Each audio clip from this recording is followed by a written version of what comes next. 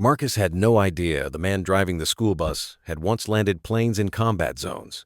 Hey, Hidden Strength family! Drop a comment telling us which country you're watching from. And if stories about hidden heroes inspire you, smash that subscribe button to join our community. Have you ever looked at someone doing a simple job and automatically assumed that's all they've ever done? Well, what happened on Flight 447 from Denver to Chicago is about to completely change how you see the people around you. Sometimes the most extraordinary skills are hiding in the most ordinary places. "This old guy drives like my grandmother," laughed 16-year-old Marcus Williams as he boarded the school bus. "Bet he's never been in anything faster than this rust bucket." Captain William Bill Thompson, 67 years old, adjusted his rearview mirror and smiled quietly. His weathered hands gripped the steering wheel of Bus 47 as 35 high school students from Lincoln High climbed aboard for their field trip to the Denver Science Museum. Marcus and his friends Tyler and Jake always sat in the back, making jokes about Old Bill, the bus driver. With his gray hair, reading glasses hanging from a chain, and worn uniform, Bill looked exactly like what they expected from a school bus driver. "Look at those shaky hands," Tyler whispered loudly enough for Bill to hear. "This guy probably learned to drive on horse and buggy." "Yeah," Jake added. "I bet the most complex thing he's ever operated is a TV remote." Bill had been driving school buses for Lincoln High for 8 years.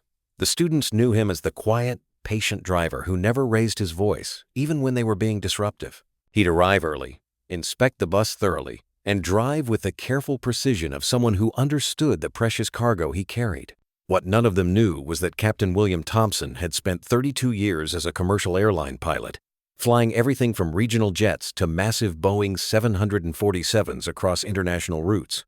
He'd logged over 40 zero-flight hours, trained military pilots, and once successfully landed a damaged aircraft in a thunderstorm that other pilots called impossible.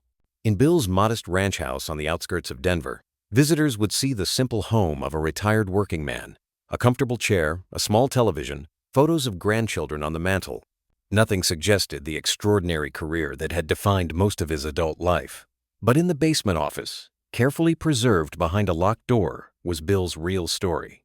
The walls displayed his commercial pilot's license, commendations from 3 different airlines, a framed letter from the FAA recognizing his exceptional airmanship, and photographs from cockpits around the world. Captain Thompson hadn't just been any pilot. He'd been one of United Airlines' most senior captains, qualified to fly their largest aircraft on their most demanding routes. He'd safely transported over 2 million passengers during his career, trained hundreds of new pilots, and served as a check airman evaluating other captains. The centerpiece of the room was a shadow box containing his captain's wings and a newspaper clipping with the headline, "Hero Pilot Saves 247 Lives in Emergency Landing."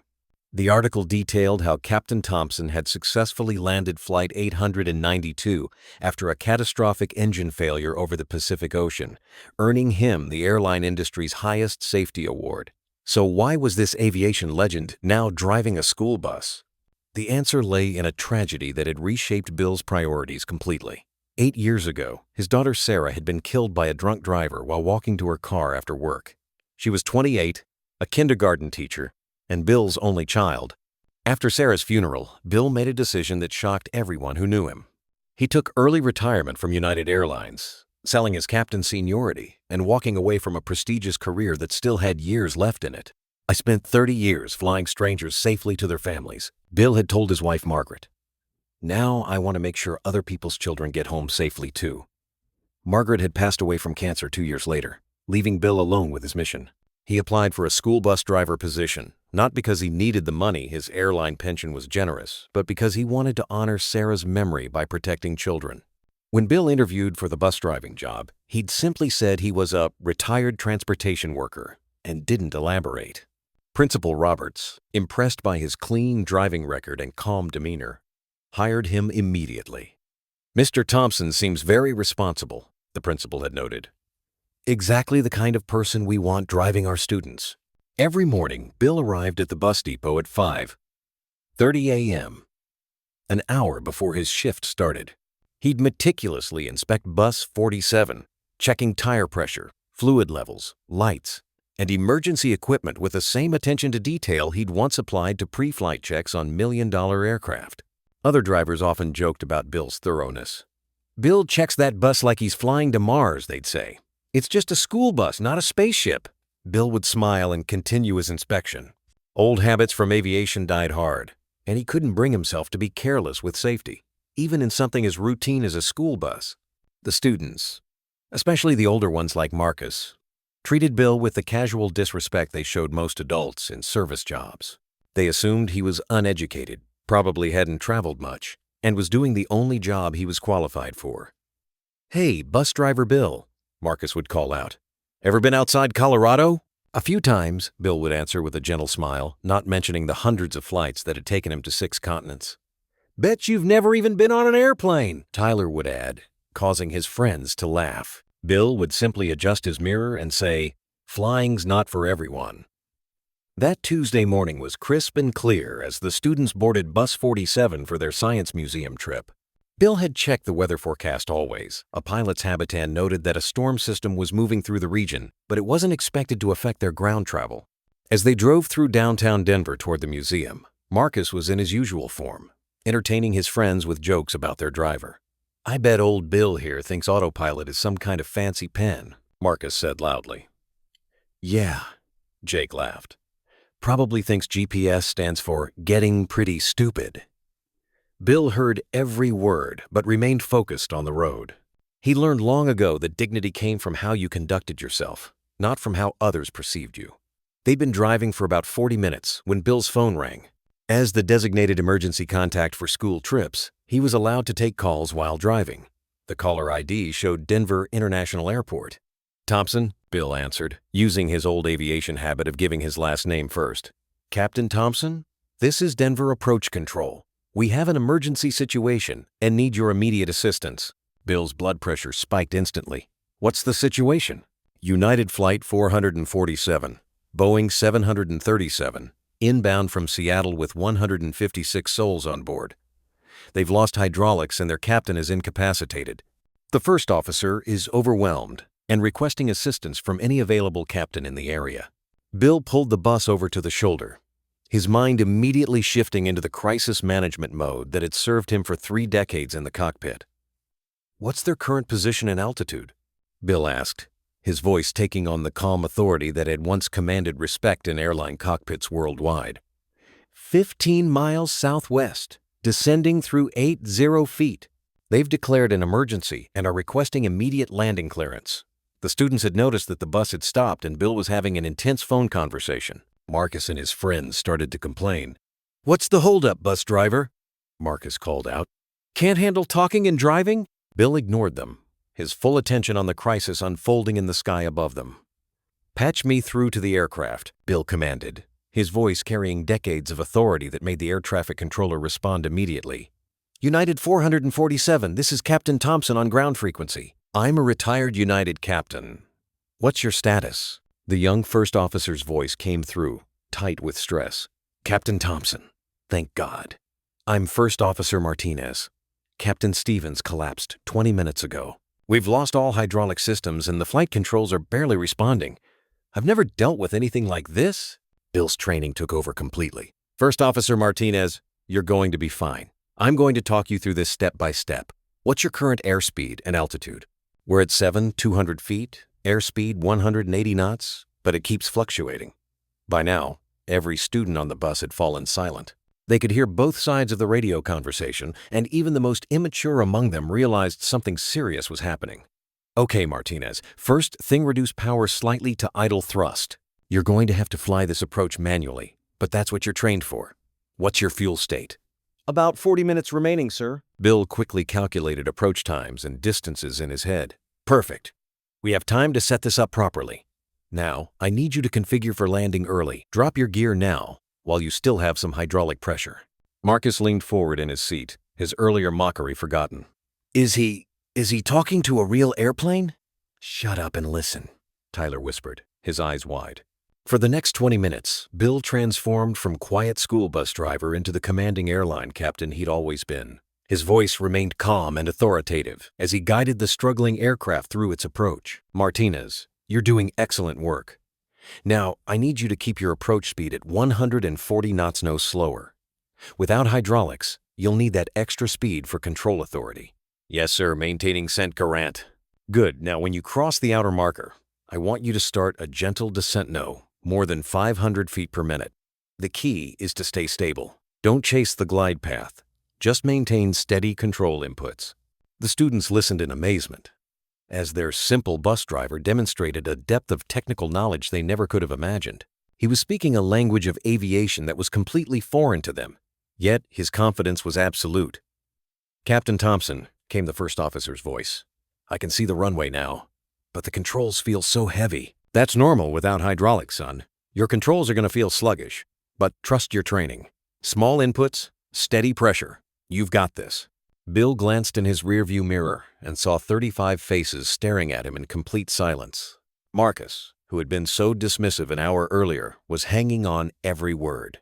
"United 447, Denver Tower. You're cleared to land runway 34. Right. Fire equipment is standing by. Denver Tower, United 447, we're on final approach." Bill keyed his phone again.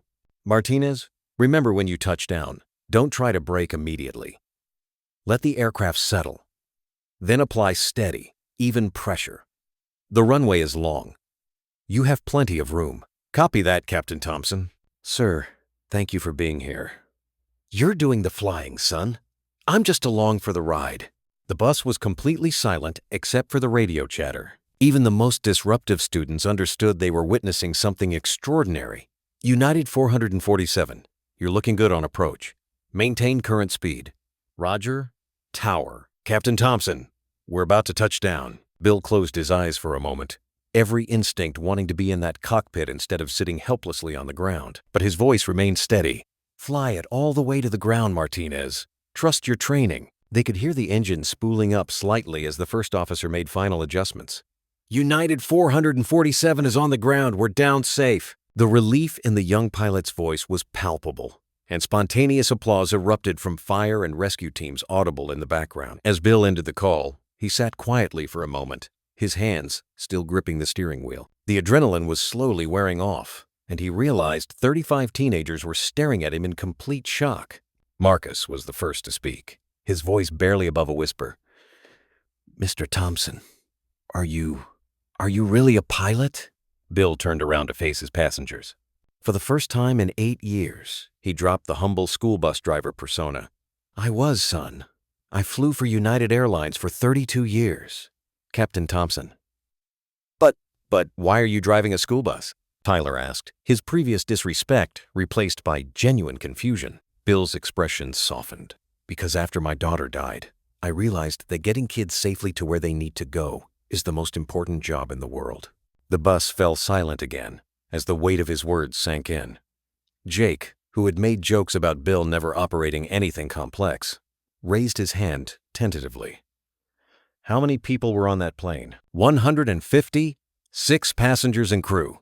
"And you just saved them? From here?" Bill shook his head. "First Officer Martinez saved them. He did the flying. I just gave him a little guidance." Marcus leaned forward, his entire attitude transformed. "Mr. Thompson, I'm really sorry about the things we said. We had no idea." "You couldn't have known, Marcus. And it's okay. But we were so disrespectful. We thought you were just a bus driver?" Bill smiled. "I am a bus driver, and I'm proud to be one." By the time they reached the Science Museum, news of United Flight 447's emergency landing was breaking on every channel. The students gathered around the museum's television displays, watching footage of the aircraft on the runway surrounded by emergency vehicles. The news anchor was interviewing First Officer Martinez. "I couldn't have done it without Captain Thompson on the radio. He talked me through every step. I've never experienced anything like that. He was like having a master pilot right there in the cockpit with me." Students began pointing at the TV, then at Bill, then back at the TV. "That's our bus driver," they kept saying to museum staff and other visitors. "The guy in the United uniform?" a museum guard asked, confused. "No, the guy who saved the United plane," Marcus explained excitedly. Word spread quickly through the museum. Visitors began approaching Bill, asking if it was true that he was the pilot who had guided the emergency landing. Bill remained modest. "I just happened to be available when they needed some advice." But the students weren't letting him downplay it. For the first time, they were truly proud of their bus driver. and they wanted everyone to know what he'd accomplished. By evening, the story had gone national. Retired airline captain turned school bus driver saves 156 lives was trending on social media. News crews descended on Lincoln High School, wanting to interview the hero bus driver. Principal Roberts called Bill into his office the next morning. "Bill, I had no idea about your background. Why didn't you tell us you were an airline captain?" "Because I'm not anymore," Bill replied simply. "I'm a school bus driver. That's what I chose to be." "But surely you could have any job you wanted in aviation. Flight instructor, consultant." Bill shook his head. "I want to drive buses. I want to make sure kids get home safe to their families." The principal was quiet for a moment. "This is about your daughter, isn't it?" Bill nodded. "Sarah was everything to me. If I can prevent even one family from losing their child the way I lost mine, then this job means more than any cockpit ever could." The change in how students treated Bill was immediate and profound. Marcus, who had been his biggest tormentor, became his most respectful passenger. "Good morning, Captain Thompson," Marcus said as he boarded the bus the next day. "Just Bill is fine, Marcus." "No, sir, it's not." "You earned that title." Other students followed Marcus's lead. The back of the bus, once a source of chaos and disrespect, became the section where students asked Bill about his flying experiences. "What was it like flying to other countries?" Tyler asked. "Have you ever had to make an emergency landing yourself?" Jake wanted to know. Bill found himself sharing stories he hadn't told in years. He spoke about landing in Hong Kong during typhoons, navigating thunderstorms over the Atlantic, and the responsibility of carrying hundreds of lives in your hands every day. "The most important thing I learned in flying," Bill told them, "is that every decision you make affects other people. In the cockpit or behind the wheel of this bus, I'm responsible for getting you home safely." United Airlines reached out to Bill personally. CEO Scott Kirby called to thank him and invited him to visit their headquarters. "Captain Thompson, we'd be honored to have you back in any capacity. Training, consulting, whatever interests you." "I appreciate that, Mr. Pleasant, Kirby, but I have a job I love. Driving a school bus? Taking care of kids. It's the most important work I've ever done." The airline industry couldn't understand Bill's choice, but his students did. They realized they had been in the presence of greatness every day without knowing it. And more importantly, they learned that greatness could take many forms. The Science Museum trip had to be rescheduled, but when they finally went, the experience was completely different. Students gathered around Bill during breaks, eager to hear more about aviation and life. "Mr. Thompson," one girl asked, "do you miss flying?" Bill considered the question carefully. "I miss parts of it. The technical challenge, the travel, working with crews, but I don't miss the time away from family or the stress of airline schedules." "Do you think we could visit an airport sometime?" Marcus asked. "Maybe see a cockpit?" "I think that could be arranged." Bill used his connections to organize a field trip to Denver International Airport. The students got to tour the control tower, see aircraft maintenance, and sit in a cockpit simulator. "This is where Captain Thompson worked," Marcus explained proudly to the tour guide. "He's our bus driver now." The airport staff treated Bill like visiting royalty, but he remained focused on the students, making sure they understood every aspect of what they were seeing. 6 months later, Bill was featured in a documentary about unsung heroes. The filmmakers followed him through a typical day, from his pre-trip bus inspection to his careful navigation through school zones. "Captain Thompson," the interviewer asked, "do you ever regret leaving aviation for this?" Bill was sitting in the driver's seat of Bus 47, his same meticulous attention to safety evident in everything he did. "Not for a second. I spent 30 years making sure strangers got home to their families. Now I make sure kids get home to theirs. It's the same mission, just a different aircraft." Marcus, now a senior and one of Bill's most devoted advocates, was interviewed for the documentary. "We used to think Captain Thompson was just some old guy who drove slow," Marcus said. "But he taught us that real heroes don't need recognition. They just do what's right." As Bill's story spread, it sparked a national conversation about the dignity of all work and the danger of making assumptions about people based on their jobs. High schools across the country began inviting their bus drivers to share their stories. Many discovered they had veterans, former teachers, retired professionals, and other accomplished individuals behind the wheel. Bill received hundreds of letters from students, parents, and transportation workers. One letter from a young pilot particularly moved him. Captain Thompson, I'm a new first officer with a regional airline. Your story reminds me that flying isn't about the glamour or prestige. It's about the sacred trust passengers place in us. Thank you for showing me what true professionalism looks like. Lincoln High School established the Captain Thompson Award for Service Above Self, given annually to someone who demonstrates that greatness comes from character, not recognition. The first recipient was Bill himself, though he tried to decline. This award should go to someone who deserves recognition, he protested. It is, Principal Roberts replied. It's going to someone who chose service over ego, who chose to protect children over personal glory. At the award ceremony, Marcus, now preparing for college, gave the introduction. Captain Thompson taught us that a person's worth isn't measured by their job title, but by how they treat others and how they serve their community. He could be flying anywhere in the world, but he chooses to drive us safely to school every day. That's not settling for less. That's choosing what matters most. Now 68, Bill continues to drive bus 47. His route takes him past Denver International Airport twice a day, and he often points out aircraft to students, explaining different types and where they might be going. See that 777? He'll say. Probably heading to London or Frankfurt. I used to fly that route twice a month. The students listen with respect and fascination, understanding they're learning from someone who lived the adventures they dream about. When asked about retirement, Bill always gives the same answer. As long as there are kids who need to get home safely, I'll be here. Bill's story resonates because it challenges our fundamental assumptions about success and purpose. In a culture obsessed with climbing ladders and achieving status, here was someone who voluntarily stepped down from the pinnacle of his profession to serve others in a humble capacity. Success isn't about how high you climb. Bill tells students who ask for life advice, it's about how many people you lift up along the way. He's taught an entire generation of students that true strength comes from service, not status. Everyone has a story worth respecting. The most important journeys aren't always the longest ones. Sometimes the greatest honor is protecting what matters most. Marcus, now in college studying aerospace engineering, calls Bill regularly. You changed my whole perspective on what it means to be successful, he told his former bus driver. I want to be a pilot someday, but I also want to be the kind of person who serves others, like you.